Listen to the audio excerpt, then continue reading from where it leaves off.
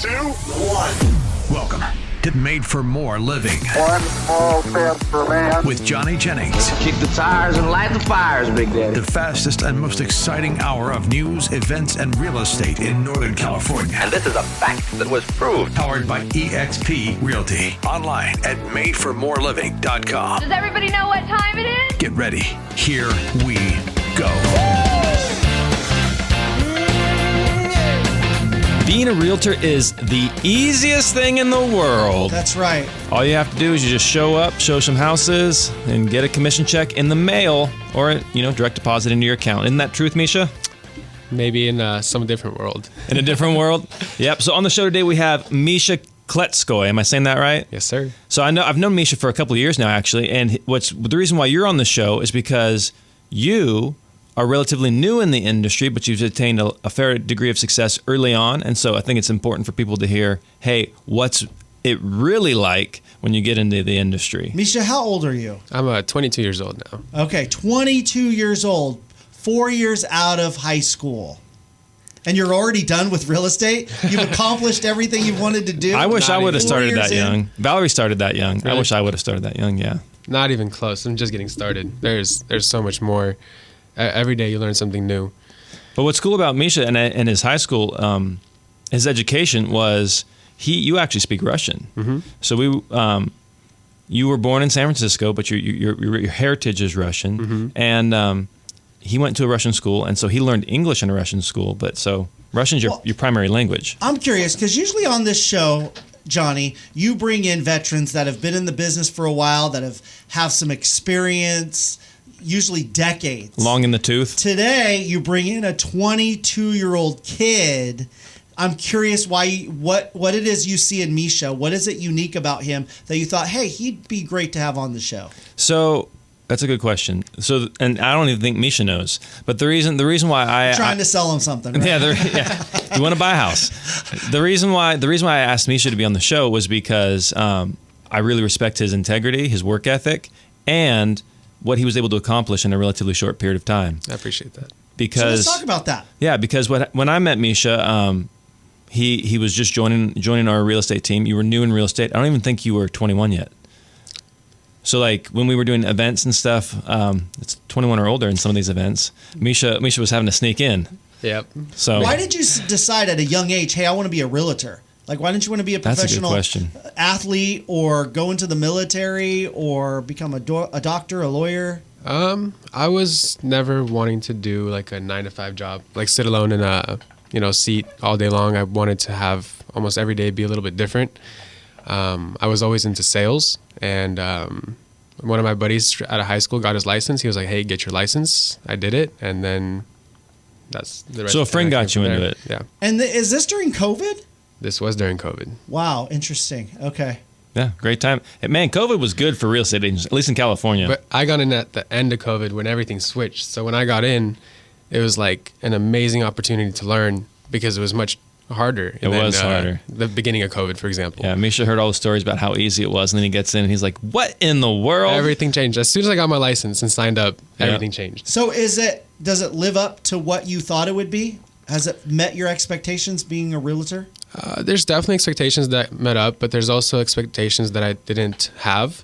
There's a lot more work that goes into it than just, show a house and that's it. Yeah. There's negotiations, there's inspections, there's people, there's people, there's feelings. That's probably the main thing in residential real estate is like dealing with feelings. That's a good point because I think the buddy that got you into real estate, he does more commercial, right? He switched to commercial now, yeah. So he's doing a lot of that, which is just numbers. If it makes sense, great, done deal. If it doesn't, then it's not a done deal. Yeah. In residential, it's all about feelings. You got to connect with the people. You got to know what they want. You got to really dig deep into them and get to know them. Yep, absolutely. And so if you were, looking back, if you were talking to a younger version of yourself or talking to somebody who's looking to get into real estate, and I think there's an extra layer of challenge for somebody your age, because I think Valerie was 21 when she got licensed. There's an extra degree of complexity because you're so young. Definitely. And most people that own homes are going to be older than you. Mm-hmm. And so you have to overcome that trust barrier, that objection. So speaking to younger professionals, What's something that you've learned that you would say, hey, I wish I would have done this sooner? Just don't think about it. Just do it. The worst that can happen is they say no or they reject you, and then you can just ask, hey, what did I do wrong? Get feedback, educate yourself. The more you go to different trainings, the more you know about the market updates, what are sellers doing, what are buyers doing. And then when you talk to clients, people about it, they can see that, and over time they become to trust you more and more. Like, of course, they see me 21 years old, 22 years old. They're like, oh, what is he doing? Straight out of high school, he doesn't know anything. Yeah. How can he help me? Exactly. Yeah. But you start talking to them. You're like, hey, I'm mentoring with these people. I learned from these people. I'm helping here. I'm learning here. You give them some inside hacks on how to do some things, And something I remember us doing when you were on the team was you'd come to me with a scenario and you're like, what should I say? Mm-hmm. And eventually it was like we'd have this huge long pre-planning session and then they wouldn't answer. And so it's like, just freaking call them and we'll figure it out. Yeah, my main thing was just do it like you said. Just getting over what's going on in my head, basically. Not overthinking it, just doing it. And the worst that can happen is really no. And most of the time it wasn't a no. It was a conversation that started, and sometimes even a deal came out of it. Yep. And so when you started with the team, you weren't even 21, but then your birthday's in January. Mm-hmm. So in January of 2023, you had 0 escrows. And then, so the main focus of our team, the Made for More team, is we understand and believe most agents should probably start on a team. It's like a brokerage, like a apprenticeship type of a situation. Mm-hmm. And so knowing that that's where you start, that's not where you're going to end, we don't want to shackle you to a desk and keep you on the team and do that. And so our goal is to help launch agents' careers from being on the team to being solo agents. Mm-hmm. And that's exactly what happened. And that's what happened with you. And so you were on the team in January, and then October, November, I think, is when you launched into your solo career, right? And so during that period of time, there was a lot of growth, but it wasn't linear. It was exponential. And so when you exited, about how many escrows would you say you had going at that time when you made the decision to depart? That month was really good. I had like 4 or 5 escrows in that 1 month. Yeah. But the past few months before that, they were kind of dry. It all happened at once, which is real estate. That's the other part in real estate. No one tells you that. You're not going to get paid every month. You're going to get paid here. You might get paid here. Especially starting out. Yeah, especially as a new agent. It's not guaranteed. So what we tell people is have a minimum of 90 days of savings, suggested 6 months. Because I've known people, you've known people, Misha, who get into real estate, they go all in, burn the boats, leap, and the net will appear. And then they start living off credit cards. Yep. And then all of a sudden they dig themselves into a hole, and now they have to go back to their job to pay off the credit card to then hopefully get back into real estate at a later date. Exactly. So, but you're right. People do not plan for the inconsistency of the paychecks. But I've also heard you say that you shouldn't have a plan B, that when it comes to being successful at real estate, you got to be all in, you got to be desperate and hungry. Yep. Would you agree with that, So maybe it's Misha? better if you don't have a 90-day reserve. No. You can never go back to anything. So that's what I would think. Have a can of beans and rice, and that's it. But oftentimes the people who are saying they're going all in are not. It's one thing to say it, it's a whole nother thing to do it. Are you showing up to the office 5 days a week making calls? Are you doing open houses every single weekend or multiple times during the week? Because you don't have a regular day job. Because you don't have a regular day job. You don't have that safety net. But if you go all in and then you just make 50 calls a week and you do an open house every other weekend, that's not going all in. That's being lazy. Like you're just too lazy or too scared to actually put yourself out there. And there's nobody holding you accountable because as an independent contractor, I can't tell you to make calls. I can't tell you to go out and do this, do these activities. And so that's where I see people struggle. Did you see that in Misha here? Did you see that desperation, that hunger right off the bat? I saw the desire. You said you admired his hard work. He showed up to the office every single, like there would be like me and then the assistant and then Misha. Because you were homeless, right, at the time? Right. Yeah. But here's the other thing too about Misha, and I think why he succeeds where other people may struggle is one of our core values at Made for More is give over get.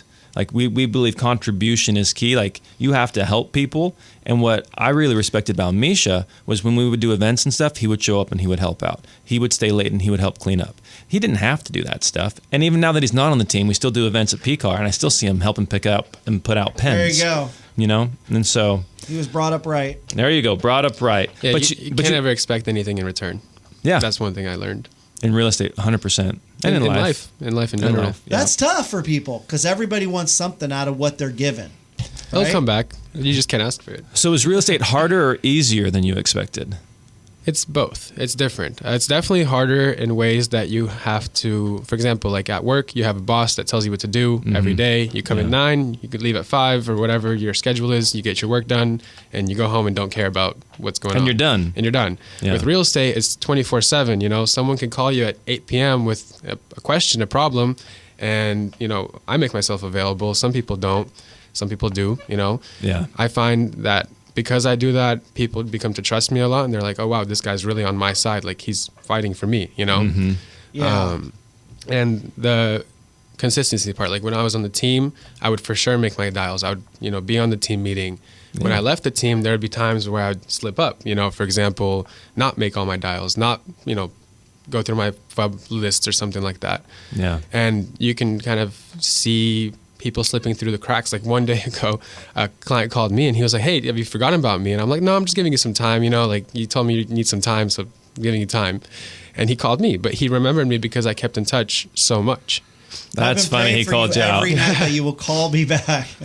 But I think you hit on to something. I think one of the keys ingredients to being successful in real estate is being self-motivated. You think that that's like something natural that everybody has, some self-motivation. Yeah. I think actually it's very rare. I think it's a small percentage of the population that's actually self-motivated, that can work on their own. I mean, I would say I'm rare. I would say most of my coworkers are not self-motivated. I would say most of the working population needs a boss to give them instructions, to give them daily tasks, weekly tasks to do. They need some kind of set program, schedule, right? They need a fixed schedule. Okay, I know I come in at 9, I'm supposed to do this. I know we have a weekly meeting on Wednesdays. I think a great deal of the population needs that. And that's why I think you see so many realtors fail, is because they are not naturally self-motivated. And real estate does not have a program set up. Maybe they do, but I know most of them don't, where it's like, okay, here's your schedule.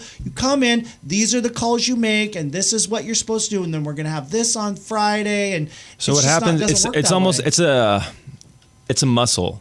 That self-determination. I think there's a certain, everybody has a certain amount of it innately, but in order to succeed independently, you have to grow that muscle. Yeah. And so if you're transitioning from a job or from, in Misha's case, high school, into someplace, into a work, let's say, just say real estate, where self-determination and self-motivation is paramount, he's going to have to learn how to develop that muscle quickly. Yeah. And so, or if you are 40 years old and now you're transitioning into real estate and you're used to a boss telling you when you can show up, when you're done, when you can go on vacation, when you have to be back, you're going to have to build that self-determination muscle. Yeah. And so that's where the team comes into play. And that's why we help them get their bench press from 95 up to 315, so that way they can launch into being a successful solo agent. We'll get more into that when we talk about how we launch agents right after this. Mike, don't you just love people who go over the top and make sure you're taken care of and feel great afterwards? Well, listen to this. Ben, he wanted to buy a new home, but he needed to sell his current home first. So he reached out to Johnny Jennings and the Tom Daves team with Made for More Realty, and they made sure that he was taken care of. They talked to the builder to hold his new home until his current home was sold. And because of Johnny Jennings' reputation, the builder said, absolutely no problem. We're going to do that for you. Johnny sold Ben's home quickly and negotiated a rent back for Ben, giving him plenty of time to seamlessly move into his new home. Yeah, and that's the cool thing about Johnny Jennings and the Tom Daves team at Made for More Realty. They have a full staff dedicated to making your home selling process the easiest and most efficient it can be. That's why they've been voted the #1 team in Roseville for the last 3 years. Plus, they sell your home on average 27% faster and for a 3% higher price. Expect more, get more with Johnny Jennings and the Tom Daves team at Made for More Realty, brokered by eXp Realty. Just Google Made for More Realty today to get more for your home. License number 581837. This is Made for More Living with Johnny Jennings, powered by eXp Realty. Online at madeformoreliving.com. So millennials suck. Millennials are stupid. That is a quote I heard recently from somebody I know. Wait a second, Johnny. Aren't you a millennial? Yeah, I'm a millennial. Wow. Do you feel like, though, you're an exception to the stereotype that people give millennials? Well, what's the stereotype? What are you? Are you a millennial, Misha, or are you like tail end? He's like a gen. You're I'm on the 22, borderline. right? I'm like borderline. Were you born like I saw this meme on some social media platform, and they're like the person gave them their ID to buy alcohol, and the cashier just gives it right back, and they're like, did you even check? Like, how did you do the math that fast? And they're like, I saw a 19 at the beginning. I know you're over 21. But so is there a 19? So there's no 19. So Gen Z is 12 to 27 years old right now. They were born between 97 and 2012. So you're a Gen Z. Mm-hmm. You're a Gen Zer. Okay. I think the stereotype that millennials get is that they are just helpless. They can't do anything on their own. They don't want to do anything. They have no aspirations, still living with their parents. Yeah. And obviously there's some exceptions to the rule, but that's the stereotype that millennials are getting. So that's what people have been saying since the dawn of time. You know, grandparents are always complaining about the next generation. And at one point, it was their generation that was being complained about. Right. Even the greatest generation. Oh, man, these kids, you know. It's true. I had to walk uphill both ways, and I got an orange for Christmas. Like, that's all it was, you know. And so I think there's always going to be that. But what we're talking about is, like, how people are successful in real estate, regardless of what generation you're in. And as an extreme example of that, we have Misha on the show. Yeah, you're a Gen Zer. You're a Gen Zer. You're 20. You started out. How old were you when you got licensed? Like late 19, probably. Okay, so we met you. You joined the team when you were late 21, late 20, early 21. That's a question I have. Why did you decide to take a risk on a kid that's barely out of high school? Because he was showing up. He was showing up. So what's Woody Allen say? 90% of life is showing up. Like. If you show up, you're going to win. If you show up consistently, you're going to stack more consistent W's.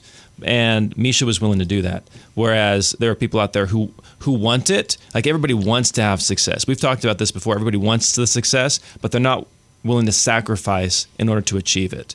Like Michael Phelps, I think, worked some crazy amount, like years in a row, no breaks in the pool. Like every single day he was in the pool. And he has success to show for it. Yeah. However, what I will say is working hard does not, in my experience, guarantee success.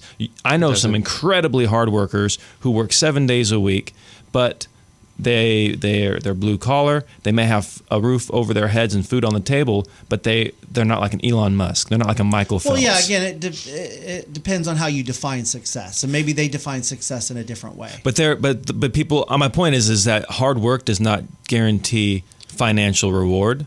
It's not the determinant. I think what's more important is who you're around determines financial reward. Who's leading you, who's guiding you, who's mentoring you. And I'm not saying it's all about the financials, but I am saying your crowd, your group is going to dictate that. And that's why it's so beneficial when somebody joins the Made for More team or any team. Like, would you recommend somebody join a team if they were getting started in real estate, Misha? It depends what kind of team. If it's like, for example, the Made for More team, yes, they're focused for new agents. They have a lot of training involved. They have a lot of systems. Everything is set up for you to take it and fly away. You know, but there are teams where there's no attention that you get. You're just on the team to be on a team, you know. Yeah. So that team I would not recommend. Maybe for someone that's more experienced, that doesn't want, you know, just wants to have some partners and stuff like that. But as a new agent, the Made for More team is by far the best team that you can join. Why? For sure. Experienced. When I joined, I mean, like Johnny was just saying, you can work hard, but if you're working hard in the wrong area, you're not going to get anywhere. For example, if you're looking for home buyers in a daycare or something, you're never going to find a buyer, you know? Yeah. But if you go change your... I like that. Home buyers in a daycare. You know? They're all too little. You know? You'll never find Eventually a buyer. They'll get there. Eventually. But, yeah, maybe 20, 30 years down the line. No, they'll be Gen Zers and they're never doing anything with their lives. Yeah. But, you know, if you switch, you know, for example, you go look for home buyers at a hospital or something, you'll probably do half the work but find triple the buyers. Yeah. You know, it's all about efficiencies. That's what took me a while, is to find out what is efficient, what's not efficient. And once I did, it became a little smoother, you know, but it's still bumpy. Was it an enjoyable experience working with the Johnny Jennings and the Tom Daves team with Made for More Realty? Was it an enjoyable experience? Because I think that's an important factor as well. You could be successful, but man, if you're miserable, how long are you going to stick around? You know? It definitely wasn't miserable. If I was miserable, I would have left much sooner. But you enjoyed the experience. Yes. We had team meetings every day. There was a team environment. You really feel like you're involved with something bigger. And it makes, I mean, for me, for example, it made me want to work harder. You know, it made me want to grow faster. For example, like Haley was top producer on the team, you know? Yep. You want to grow to her, pass her. You know, it's not a competition. It's all friendly, but sure, you want to grow. And so then, Misha was like a textbook, like what we designed the team for. Now Haley's still on the team. You mentioned the top producer, Haley, and she does an insane amount of volume. Amazing. And she loves being on the team. But what most people want to do is they want to join the team, learn the business, and then launch their solo career. And how we have it structured on our team is you go through onboarding, we help you create a database, we help you get started, we provide all the tools and systems, and then once you're ready to go, we export that out to you, we give it to you on a silver platter. We even gave you your work phone number, right? So and then it was plug and play. Yep. And so that's how it's designed to be used, and so that's why we want to have Misha on the show, because he used it for what it was. And it was honestly, I mean, I'm very grateful and very blessed to be a part of that. And if I wasn't, I'd probably be in a way different spot right now. You know, everything would probably be completely different. Yeah. You might be doing commercial. So, all right. So, we've been talking about the Made for More. We've been talking about you.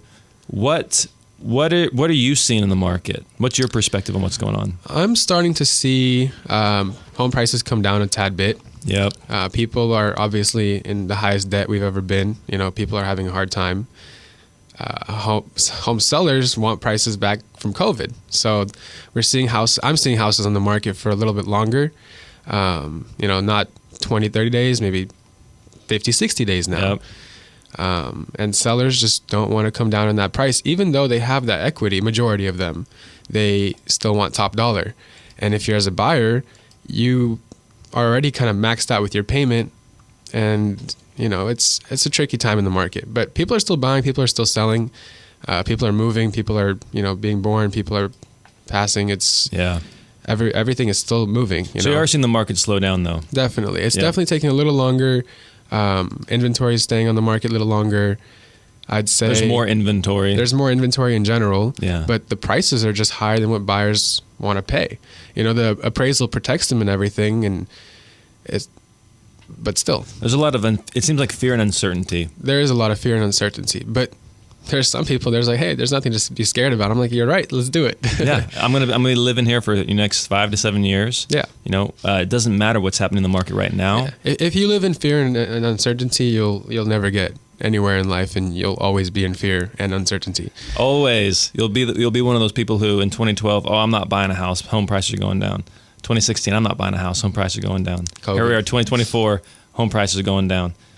All right, but I bet you wish you would have bought that home in 2012. I mean, even right now, if rates go down, you know, even a rate 2%, prices will instantly go back right up. Yeah. You know, and people don't understand that, or they get it, but they don't see it. Even though it's happened so many times before, they almost forget what happens. You know. Yeah, it'll be different this time. And I haven't seen it that many times. I've seen it once, you know. All right, guys. So if you have someone who wants to sell their home and maybe it's part of their retirement plan, obviously they want to get the most out of their home as possible. Yep. Right? And you're telling them, well, you know, home prices are going down. You're not going to get as much as you used to be able to get in 2020. That's not very encouraging to them. Mm-hmm. What's your encouragement for them? How can they get the most money for their home? What's your advice into maximizing the most money they can get for their home? Yeah, so if you're looking to maximize the most amount of money, you have to be realistic about what the market's doing. Wishing, hoping, praying is not going to get you the most amount of money. Like if you say, hey, I need $600,000 in order to make this move, but the house is worth $500,000, you pricing it high at 6 is going to hurt you. You're not even going to get $500 for that home. You're going to get more like $475. And so if you're looking to net the most amount, one, you have to hire somebody that knows what they're doing and has a track record of success, and two, listen to them. It's like going to a surgeon and saying, "Hey, I need a quadruple bypass." And then they're willing you into surgery, and you're like, "Hey, are you going to do this? You're going to do this? I don't want you to do that. I know I Googled this, and they said you don't want my surgeon to do that. Are you going to have that conversation with the surgeon?" I don't want to have any anesthesia. I heard that's bad for me. So. Yeah. And so it's like, are you going to dictate to the professional how you want it done? When was the last time you sold a home? 1 year ago? Like, best case scenario, 1 year ago for most people. Like, that's fairly recent if you sold a home a year ago. Okay, the last time I sold a house, yesterday. Yep. Time before that, a couple days before that. Like, but in the last year, we sold hundreds of homes. So who are you going to listen to? Your one experience, or are you going to listen to the professional? And this is what we see time and time again, is that people want to overprice their home so that way they can drop the price, and then that makes them feel comfortable. But they don't listen to the professional. If you want to net the most amount of money, if this is your move, if you're moving out of state, if you're retiring, if you need every single penny out of that home, price the home slightly below market value, bid up the price, and then that keeps you in the driver's seat throughout escrow. That is how you make the most amount of money. Yeah, when you have a bidding war, it's not only about the house, but some people start, it's about what's the right word? Like ego. Ego. Yeah. At that point, ego comes into play, and when ego comes into play, you never know what happens. Yep. And not only ego, but also like, hey, this is special. Now all of a sudden, I'm fighting for something. Whereas if the home's been on the market 100 days and they've done 15 price reductions, and each price reduction has been $500, like you're just dying at the death of 1,000 cuts. Okay. So if I want to sell my home, obviously I need to be realistic on what the market is drawing right now, and I need to price it competitively, right? Absolutely. Okay. So I can create this bidding war, which will hopefully raise the price up eventually, what it's going to sell for. Is there any other strategies? Because I'm desperate right now. I want to get the most money possible for my home. What else can I do? What are your expertise, your advice as veteran realtors on what else I can do? Oh, I got so many ideas. I got so many. Well, then Misha, do you have any you want to got shop? so many, maybe we should wait for the next segment. No, I have one really important one. I appeal. You definitely don't want to put too much money into a home to get it ready on the market, but simple things, like cutting the grass, for example, making sure the grass is green, not brown, I knew a guy who went out there and spray paint. You actually noticed that too. He spray painted the grass I've green. seen it. It was the house in Roseville. No, this is somebody else. This is somebody we all know, but we won't say. No, I wouldn't necessarily paint.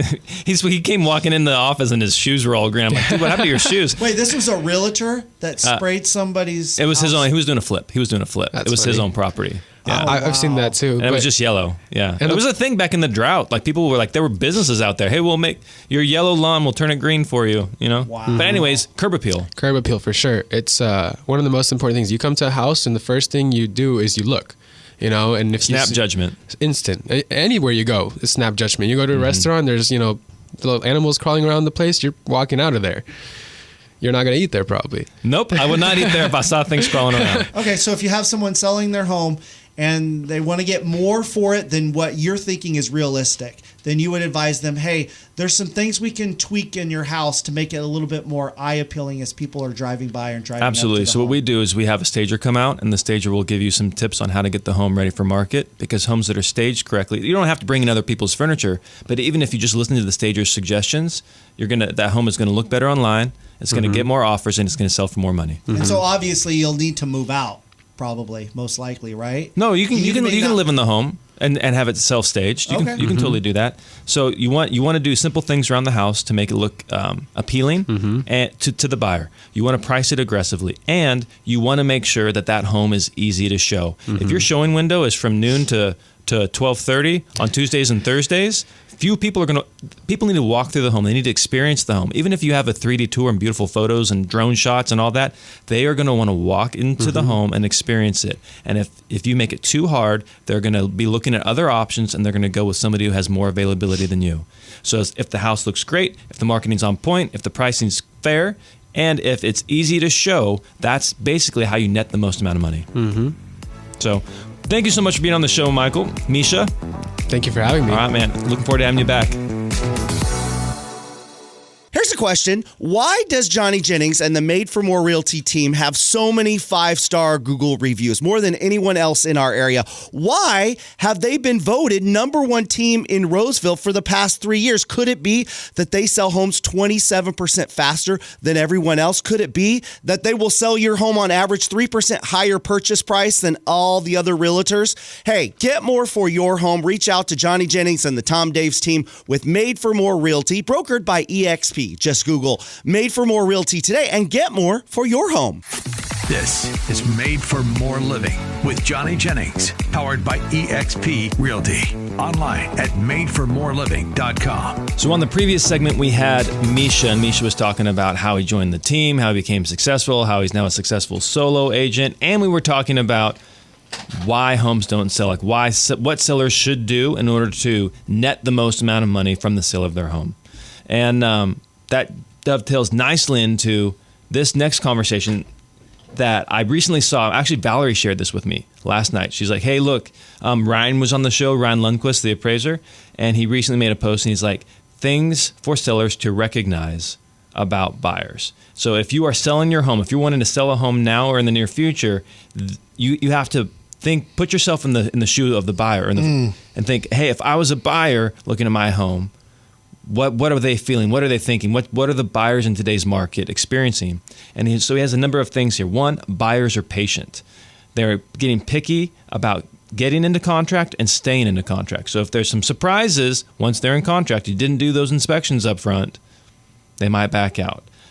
Many of them lack urgency because, again, they're picky. They're like, hey, I'm going to sit back and I'm going to wait. This house has been on the market now a little bit longer than what we were used to in the past. I'm just going to wait. Let's see if they do a price adjustment.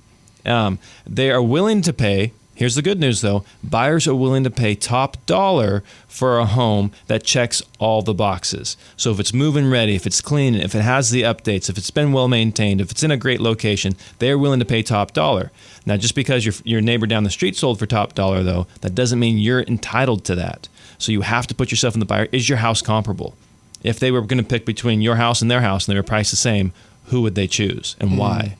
And so, and the reality is, too, some buyers really need help with closing costs. The interest rates are too high. For affordability is definitely still an issue. And so are you going to help them buy down their rate? Are you going to help contribute towards closing costs? Are you going to credit them some money so they can do the repairs after the close of escrow? And buyers, the last thing that he talked about in his post, again, fantastic guy, Sacramento appraisal blog, Ryan Lundquist. He said, buyers want to feel like the negotiations are good for them also. So they're sitting back. They're not necessarily in the driver's seat, but you have to be willing to work with the buyers in order to get these deals across the closing line. It's across the finish line. So that's what if you're thinking about selling a home, put yourself in the shoes of today's buyers. This isn't 2021's buyers where they're gonna give up their firstborn and come in $80,000 over list. You have to put yourself in the shoes of today's buyers. Well, what about all cash buyers from the Bay Area? Definitely still happening, but it's not as big of a deal as it was back then. I will say cash tends to be more of a luxury price point.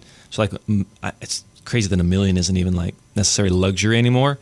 But once you start getting up $1.5 million, $2 million, you are starting to see more of those cash purchases. Roughly, ballpark, numbers I've heard in the past is about 15%. On average, are people migrating from the Bay and purchasing here in the Sacramento region. So, 15 out of 100 homes are Bay Area buyers. So it's still an important segment of the population. You don't want to discount them or discredit them, but not everybody's a Bay Area buyer. So your advice, your philosophy is for home sellers to put yourselves in the shoes of those that are out looking for a home, because they've been in that position as well, where they've been looking for a home and wanting to get a great deal. So go back to when you were in that position. Yep. And you might be in that position. Most people selling a home are then going to also buy a home. True story. And so if you're selling the home and you're thinking, my home is this, my home is that, I need this because I need to move into the next property. Well, guess what? That's what your buyer's thinking as well. Your buyer's thinking about the affordability. They're thinking about the maintenance. They're thinking about that monthly payment. Are there ways that you can maybe keep the price high, but still help them with the monthly payment? And so, like through rate buy downs. And so just again, think about your client. So if someone is looking for a home, would you give them that same advice? Hey, put yourself in the shoes of those that are selling the home? Absolutely. So does that work? It's a negotiation. It's a negotiation. So there's two parties. As long as both sides feel like they're winning, right, then negotiations, I think, are being successful. There's always going to be, in some degree, a winner or a loser in the situation given on a certain topic. But overall, everybody has to feel like it's fair and equitable in order for these deals to really stay together, because the buyers can back out, and there's more opportunity now in the market. There's more homes on the market, so they can back out and pick something else. Because what they're feeling is, as they're committing to this process, as they're committing to your home, they're committing to this high monthly payment. Like, a lot of people just want a monthly payment of $3,000, which is an insane amount of money considering maybe what their take-home pay is. But that is, that $3,000 is what I'm hearing a lot. $3,000 to $3,500 is now like what they want their mortgage payment to be. And so if they're committing to buying your home and that's stretching that $3,000, that it's stretching their budget, that little voice at the back of their mind is like, am I doing the right thing? Is this the right thing for myself, my family? What are the costs going to be once I own this home? Are there repairs that are going to have to be made immediately? And so you want to lower that fear and put yourself in the buyer's shoes. But yes, buyers should also be thinking from the seller's perspective, hey, this is my home. I did a lot of upgrades. I've maintained the property. You're getting it for a good price because in 3 to 5 years it's going to be worth way more money. You should always look at it from the other person's perspective, but at the end of the day, you do have to decide what's right for you. But that's what the realtor's job is. They should be able to sit down and go, what is it you want? Why is it you want this? And then go out and help you find that and achieve that outcome, because they understand what it is you're looking for. Mm-hmm. But if you're not having those honest conversations with your real estate agent, how are they supposed to guide you?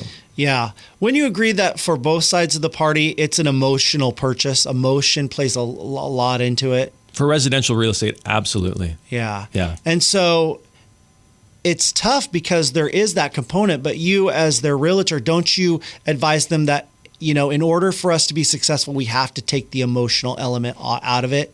There's some emotional, yeah. Like, so if you're like a seller and you really because love, it's like when you have a yard sale and you're selling something that you've had in the family for years and years and years, and you've got this emotional attachment to it. You're trying to sell it for way more than what somebody at a yard sale that's driving by that's willing to pay for it. Yeah. It's like, what? That's worth like 50 cents, Grandma. Why are you selling it for $25? So. Because she's got an emotional attachment to it. It's just like a seller who has an emotional attachment to their home. Yeah. They've invested in it. You don't see all the hours and months of work that they've done to put into the home that they feel is invaluable. Oh my gosh, you realize, like, I had a neighbor one time when I moved into my house and I took out some landscaping. He was so upset because the previous homeowner had spent weeks and weeks putting that in. And he was just so, like, he walked over, do you realize what Margaret, I don't remember her name was, do you realize how much work and time and money she put in for that bush or landscaping? And I go, I know, I get it. This is my home now. It was important to her. Yeah. So, but that seems like that's a challenge or a hurdle for totally home an sellers. emotional thing. So I have an investor friend, and he was negotiating with this guy. This guy needed to sell the house. He could not afford it. It was going to go back to the bank. He was going to go through foreclosure, but he just couldn't let go of the home. And so he's like, you know what? Let's just go out for dinner. Let's just hang out and let's just chill. And spend some time together. The investor's buying. We're good. And so he's like, all right, let's do it. And so during the course of that meal, it came up that the main thing keeping him in that house was his kids. They had the measurements. Yeah, the measurements from when they were growing. Tall they were growing on this door frame, and he didn't want to leave that behind. Oh. And that was the main thing. It was totally an emotional attachment.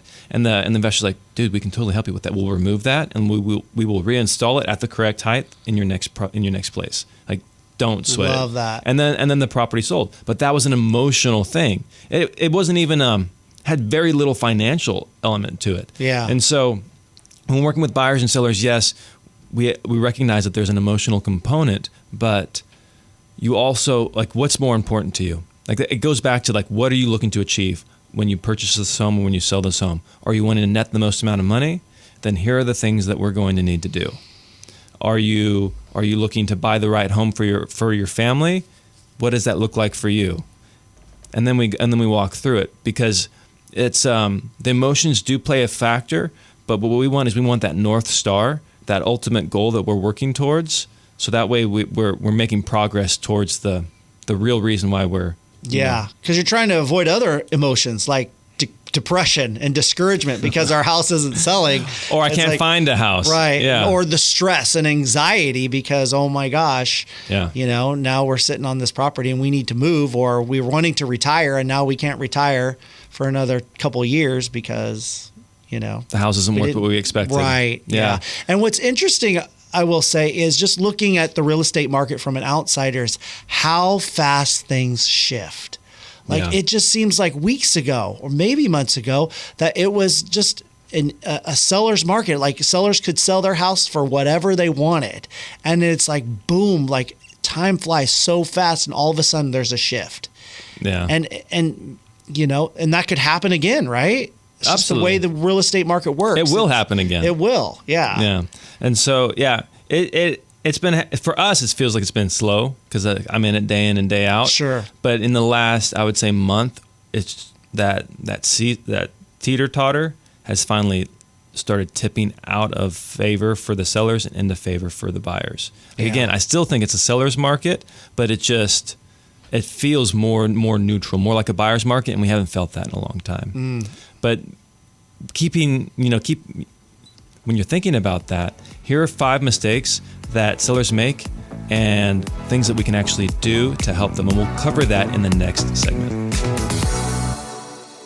So listen to this. Kathleen and Phil, they wanted to sell their home in Folsom and retire out of state. So they reached out to, of course, Johnny Jennings and the Tom Daves team with Made for More Realty, who were able to not only sell their home in 6 days, wow, less than a week, but also earn them a record price for that neighborhood. So if you're a homeowner and you expect more, then get more with Johnny Jennings and the Tom Daves team with Made for More Realty, brokered by EXP. There's a reason why they've been voted #1 in Roseville for the past 3 years, why they have more 5-star Google reviews than everyone else. Just Google Made for More Realty today and get more, ladies and gentlemen, for your home. Again, Google Made for More Realty today and get more for your home. License number 581837. This is Made for More Living with Johnny Jennings, powered by EXP Realty. Online at madeformoreliving.com. So we're going to cover the top 5 biggest mistakes sellers make when selling a home. But before that, Matt, I got this crazy story about a transaction. It's actually closing today that took place. I'll leave the city out of it, but this home seller, like many home sellers, are looking to retire and move out of state. Mm-hmm. He needs to make a certain amount of money, and so we're walking him through the process. So we get the well inspection done, we get the home inspection, the roof inspection. We're doing all these pre-inspections. We have the stager out there. We're getting the house ready.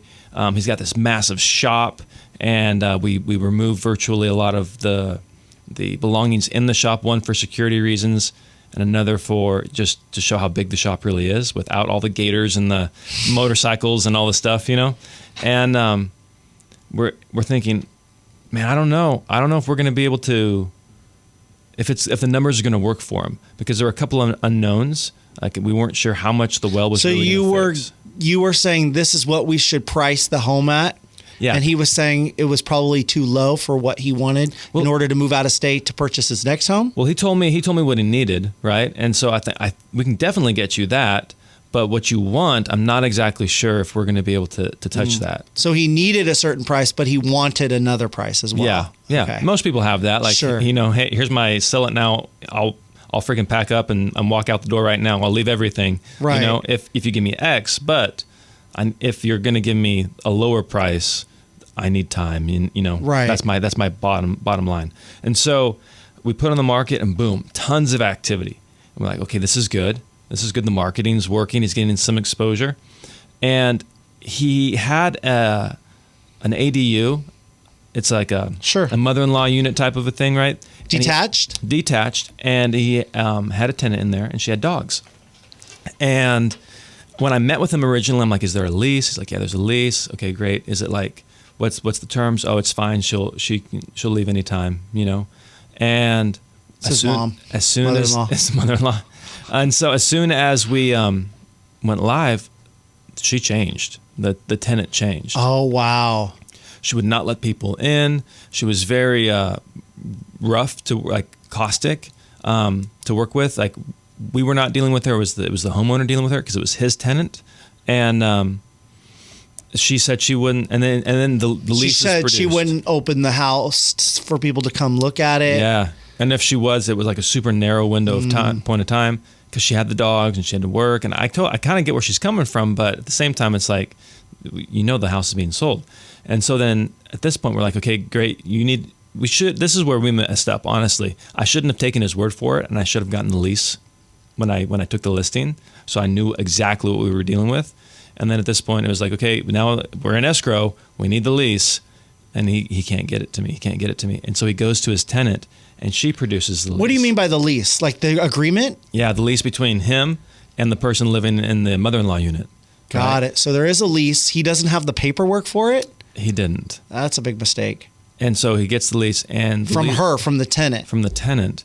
And come to find out, I get this lease. It's like a one-page document. Like my friend Barry Mathis, you know Barry. Sure. He does property management. I think his lease agreement is like 38 pages long. Sure. Right? As it probably should be. As it should be. This is like covering everything. Half a page. This isn't even a full page. It's a half-page lease. And it's written in pencil. Yeah. And it's all like there's a whole bunch of stuff missing, but it's written entirely in favor for the buyer, and it's for a year.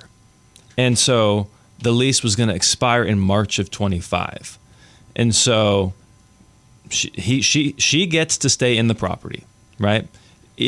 And most tough. People don't want to buy a home, like a home they're going to live in. Absolutely not. Yeah, I don't want to buy a home, and I have a tenant in the backyard that I got with a cranky tenant, right? With dogs, way low, below market value rent, and couldn't he buy her out or something like that? And so that's what we ended up doing. Is we said, hey, you know what? Let's give her. And so actually, the buyer. There was a bidding war. The buyer actually said, hey, we will offer. I can't remember if it was $5,000 or $10,000.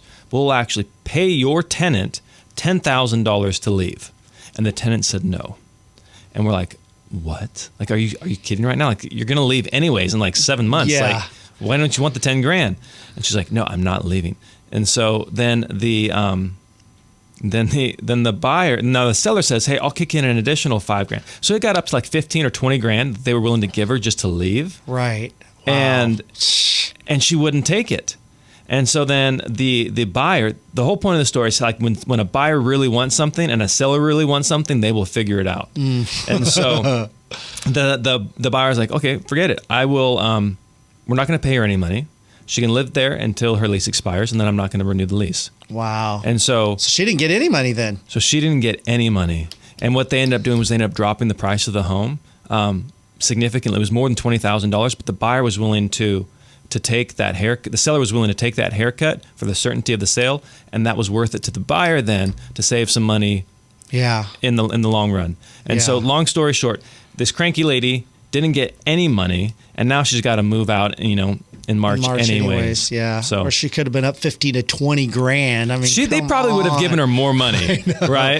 If she would have said, "Hey, this is my number," they probably would have done it. But it's tough for people. I would assume she's upper in age. Was she probably in her 60s or something? Oh, absolutely not. Oh, she was younger, huh? Probably in her 30s. Oh, wow. What a bonehead mistake. Oh, my gosh. Yeah. I'm sure she could have used that money for sure. Yeah. What was she thinking? I have no idea. Maybe she was holding out to try to get more money. Anyways, we don't got a lot of time. So share with us the 5 big mistakes that sellers make. So there are 5 mistakes. One, sellers focus on them. Hey, this is my house. This is I raised my family here. I've done all this to this home. I fixed this up. I've repaired this. You're not thinking about who's going to purchase the home from you. Like, you want to make it as appealing as possible to the buyer, so they're willing to pay you as much money as possible. So think about the buyer. Don't think about what you want. Think about, what does my buyer want and how can I get it to them? So you want to think about that. The second one is believing your house is the exception to the rule. Everybody laughs about this. Everybody knows this. My house is special. I get that. That house had this and this and this and this, but my house, it has a covered patio. Right. And so it's way better than the house with the pool and the jacuzzi and the upgraded kitchen, because it has a covered patio and people really want to spend time outside. Maybe you're right. Maybe you're wrong. But your house, you should look at the comps and not try to justify your position, the comps should justify your position. That makes sense? Yeah, for sure. So that's the second thing. And then the third thing, it's a bit controversial. Some people really get offended by this when you meet with them. And honestly, to the point where I don't even have these conversations with sellers anymore. That's why we hire a third party to come in, like a stager to come in and have this conversation, because sellers don't want to remove their personal footprint. They don't want to take the pictures off the wall. They don't want to put that weird rooster dish in the cupboard. You know, they just don't want to remove their personal footprint. And so that's again, because they're thinking about themselves. It goes back to thing number one, which is they're thinking about themselves, not the buyer. And then the fourth thing is not performing a home inspection. I cannot tell you how important it is to perform a home inspection before you go live on the market. It saves you thousands and thousands and thousands of dollars. And the reason why is because it's like, look, you're playing poker and and they have 5 cards. You're seeing the 4 cards that buyer is going to then play before you even have a buyer, because you know the condition of the home. You know how the roof is. You know the dry rot. You know the pest. You might even have done a sewer inspection, like a lateral sewer inspection or a pool inspection or whatever it is. You know the condition of the home, the well, the septic. You know the condition of the home. That's going to save you way more money. What does something like that cost? So it varies. It varies on the size of the home. But typically you're looking somewhere between $700 and $900 to do all of it. So you're paying $700 and $900 to maybe save you $5,000, $10,000, $15,000. If you were to pay me $700 and I give you $5,000, would you be open to that? Right. All day long. And so not performing that inspection. And the last thing is, again, thinking about yourself rather than with the buyer, and believing that the buyer is going to see the value that you see in the home. They're going to see that the home is as special as you perceive the home. And some of them may, but that's not the case in general.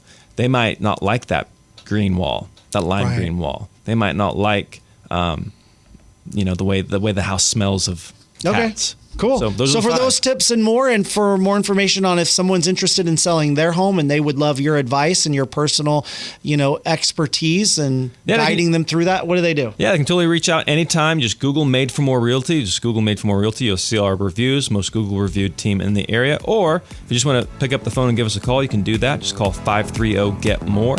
That's 530-GET-MORE.